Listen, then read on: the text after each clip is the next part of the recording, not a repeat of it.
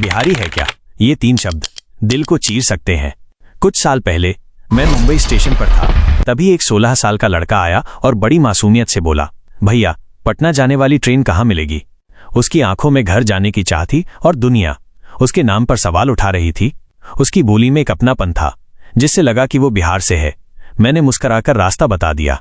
वो बच्चा चला गया, लेकिन पीछे खड़े कुछ लोगों की आवाज आज भी कानों में गूंजती है। ये बिहारी लोग हर जगह चले आते हैं, गंदगी फैला देते हैं। उस वक्त मैं चुप रहा, लेकिन अंदर कुछ टूट गया था।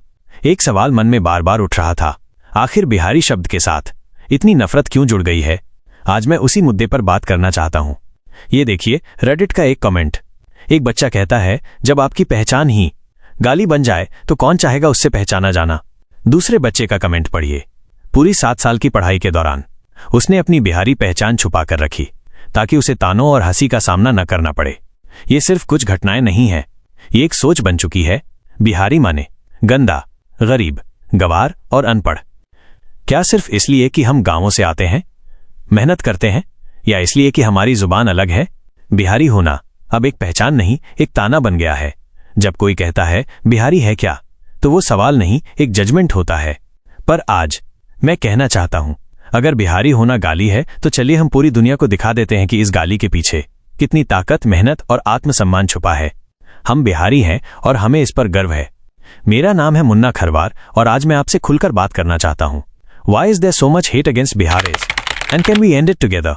आप सभी का स्वागत है इस वीडियो में, जहां बात होगी उस धरती की जो कभी विद्वानों के गले का हार थी, बिहार।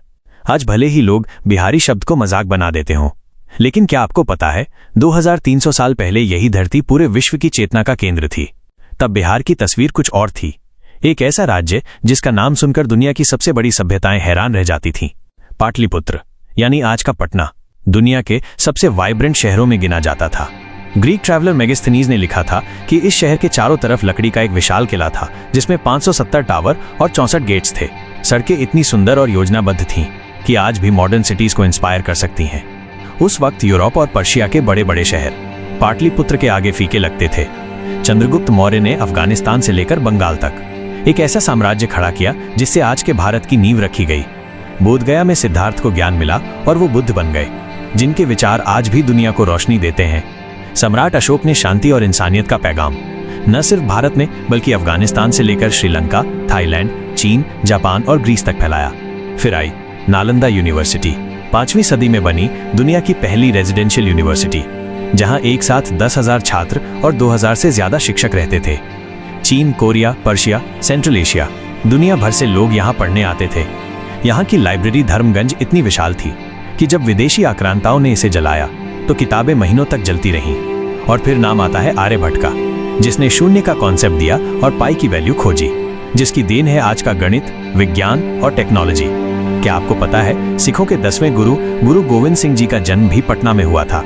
तो सोचिए, एक राज्य जो कभी ज्ञान, आध्यात्म और शक्ति का वैश्विक केंद्र था, आज उसी राज्य के लोगों को सिर्फ उनके लहजे, कपड़े और ठिकाने की वजह से नीचा दिखाया जाता है। पर याद रखिए, बिहारी होना गाली नहीं, एक विरासत है, एक इतिहास है जो मिटाया नहीं जा सकता। बिहार एक वक्त था जब ये ज्ञान और समृद्धि का प्रतीक था। उसे देश के सबसे पिछड़े राज्यों में गिना जाता है। आखिर ऐसा क्या हुआ?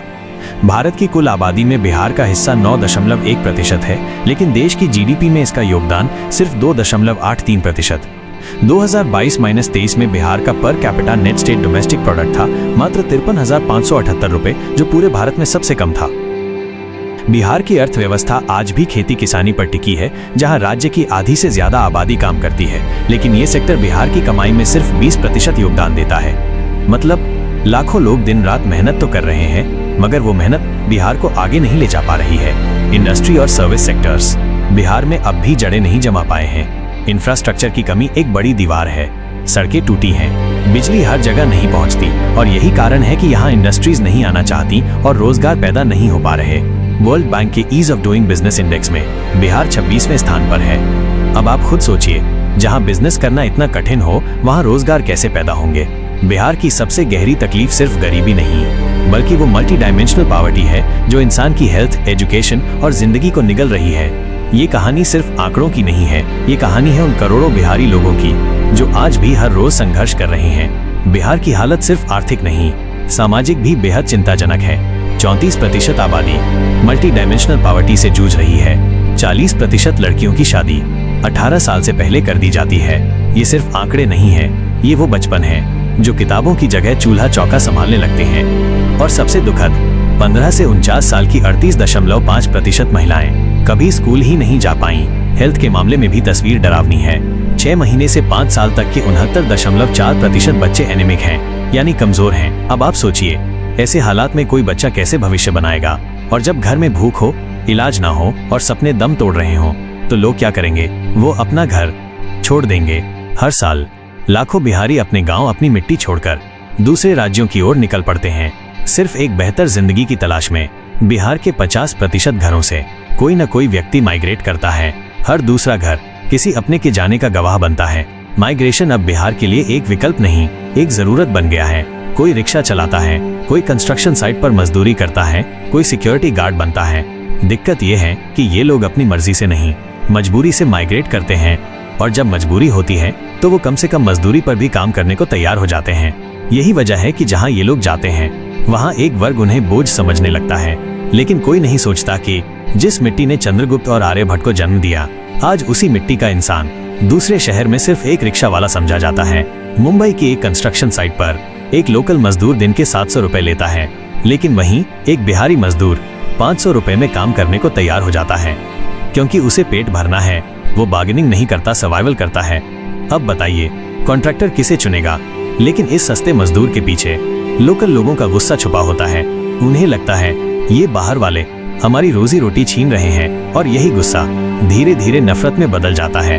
इसका एक कड़वा चेहरा 2008 में सामने आया, जब महाराष्ट्र नवनिर्माण सेना ने बिहारी माइग्रेंट्स पर खुलेआम हमला किया। नारा था, एक बिहारी 100 बीमारी, एक राजनीतिक नारा जिसने लाखों बिहारी दिलों को तोड़ दिया। और ये सिर्फ इतिहास नहीं है। 2023 में तमिलनाडु में वीडियो वायरल हुए। बिहारी मजदूरों को पीटा जा रहा था, डराया जा रहा था। इतना दर्द, इतनी नफरत क्यों? एक जवाब बिहार के राजनीतिक इतिहास में छिपा है। 1990 के दशक का जंगल राज, अपहरण, रंगदारी, हत्या।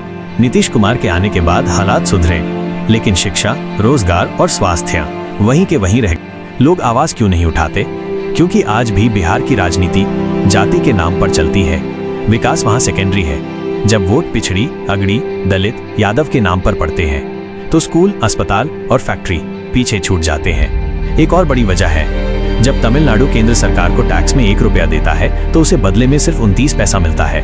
महाराष्ट्र को सिर्फ 13 पैसा, लेकिन बिहार को हर 1 रुपए के बदले लगभग 2 रुपए वापस मिलते हैं। ये सिस्टम पिछड़े राज्यों को ऊपर उठाने के लिए है, लेकिन दक्षिण भारत के राज्यों को लगता है कि उनका पैसा बिहार जैसे राज्यों पर खर्च हो रहा है।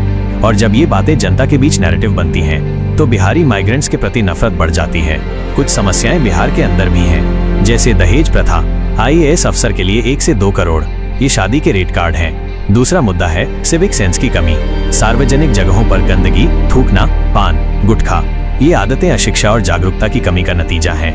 लेकिन जब यही व्यवहार दूसरे राज्यों में जाता है तो लोग पूरे बिहार की छवि को उसी से आंकते हैं। अब आप सोचेंगे कि इतने नेगेटिव पहलुओं के बावजूद बिहार से इतने सिविल सर्वेंट्स कैसे निकलते हैं? इसका जवाब भी बिहार के दुख में छिपा है, क्योंकि बिहार में न इंडस्ट्री है न प्राइवेट सेक्टर। इसलिए वहाँ के बच्चे एक ही रास्ता चुनते हैं, सिविल सर्विस। UPSC, BPSC ये सिर्फ एग्जाम नहीं, बिहार के युवाओं का सपना है, सिस्टम से उनका रिवेंज है और अपने अस्तित्व को साबित करने की लड़ाई है। तो अगली बार जब आप किसी बिहारी को देखें तो उसे सिर्फ उसके लहजे या काम से मत आंकिए, उसके पीछे छिपा इतिहास देखिए, संघर्ष देखिए और वो जज्बा देखिए।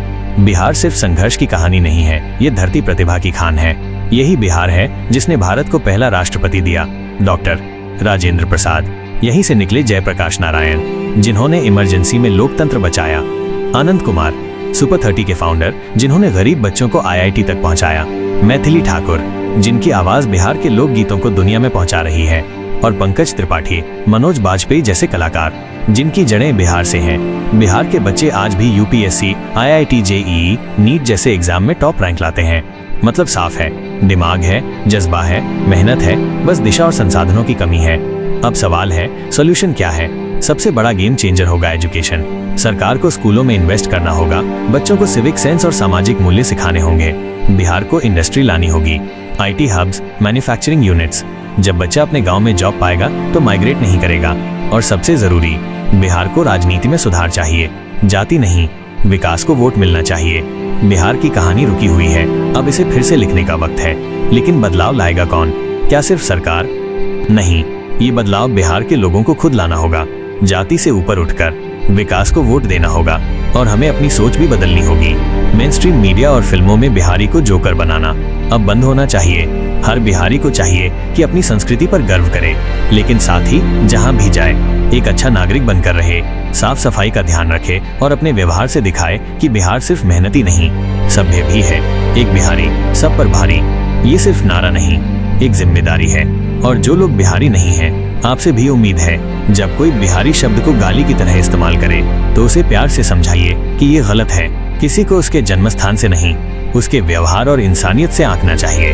बिहार के खिलाफ जो नफरत है, उसकी जड़ में अज्ञानता, सिस्टम की नाकामी और टूटी हुई उम्मीदें हैं। इस नफरत को तोड़ने के लिए हमें 4 स्तंभों पर काम करना होगा: एजुकेशन, शिक्षा, एम्प्लॉयमेंट, रोजगार, पॉलिटिकल मैच्योरिटी, राजनीतिक परिपक्वता, कल्चरल रिस्पेक्ट, सांस्कृतिक सम्मान। और अब बदलाव आपसे शुरू होता है।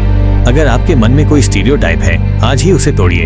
अगर आप बिहार से नहीं हैं, तब भी उसकी इज्जत कीजिए, क्योंकि जब हम भारत के हर कोने का सम्मान करेंगे, तभी भारत एक नाम नहीं, एक परिवार बन पाएगा। मैं बिहार से नहीं हूँ, लेकिन मैं बिहार के लिए आवाज उठाऊंगा, क्योंकि मेरे भारत की सबसे बड़ी ताकत है यूनिटी इन डाइवर्सिटी। आपका क्या अनुभव रहा है? कमेंट्स में जरूर बताइए। अगर वीडियो अच्छा लगा हो तो शेयर करें, ताकि ये मैसेज ज्यादा से ज्यादा लोगों तक पहुंचे। मिलते हैं अगले वीडियो में।